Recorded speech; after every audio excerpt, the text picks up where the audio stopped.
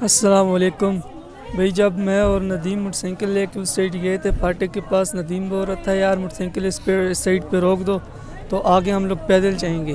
تو جب شناختی ہم نے ان کو دکھائی تو پھر جب فاٹک سے آگے ہوتے ان لوگوں کے وہ بیٹھے ہوتے 8 یا 9 بندے کمیٹی والے بیٹھے ہوتے، ان کے پاس گئے ہیں، ان سے السلام علیکم کی تھی۔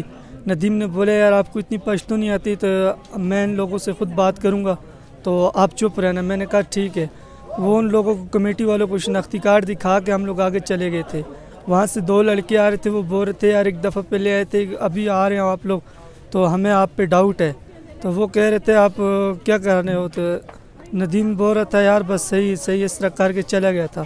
جب ادھر واپسی سے آ رہے تھے تو ادھر بیٹھے خدنگ میں کافی سارے لوگ بیٹھے ہوئے تھے، تو وہ ہمیں کہتے ہیں یار ایک منٹ بیٹھو۔ پشتو میں ندیم کو کچھ اس طرح کا کہا بھی بیٹھ جاؤ، تو آپ سے کچھ باتیں کرنی ہے۔ تو ندیم ان کے پاس بیٹھے، ندیم کو کچھ اس طرح کی باتیں کی ان لوگوں نے۔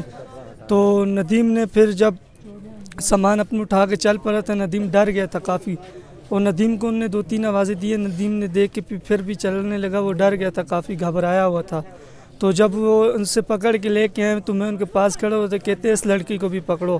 جب مجھے پکڑا تو خدنگ میں لے کے گئے تو میری قمیض اوپر کر کے دیکھی تو میں نے جنجیر مارے ہوئے تھے، اور ندیم کو بھی دیکھ کے جنجیر مارے ہوئے تھے ہم دونوں نے۔ تو ہم دونوں کو پکڑ کے انہوں نے وہاں پہ پہلے صحیح مارا تھا۔ جب مار کے روڈ پہ لے کے آئے تو روڈ پہ لے کے آ کے تو دوسرے لڑکوں کے کہتے ہیں یار آپ چھری لے کے آؤ، اب ان لوگوں کو حلال کرتے ہیں۔ تو میں تو سر جی بہت گھبرا گیا تھا، تو پھر میں نے ندیم کو اسی طرح کہا اپنی اردو میں کہ ندیم ابھی یہاں سے بھاگو، یہ ہم دونوں کو مار ڈالیں گے، یہ لوگ نہیں چھوڑنے والے۔ تو پھر ندیم میں تو اس سائڈ سے اس پھاٹک کی طرف بھاگا ہوں، تو جب پھاٹک کے پار آ کے دیکھا ندیم اس سائڈ بھاگ رہا تھا، سدے والی سائڈ، تو بس میں بہت گھبرایا ہوا تھا، موٹر سائیکل اسٹارٹ کر کے سیدھا گھر آیا تھا۔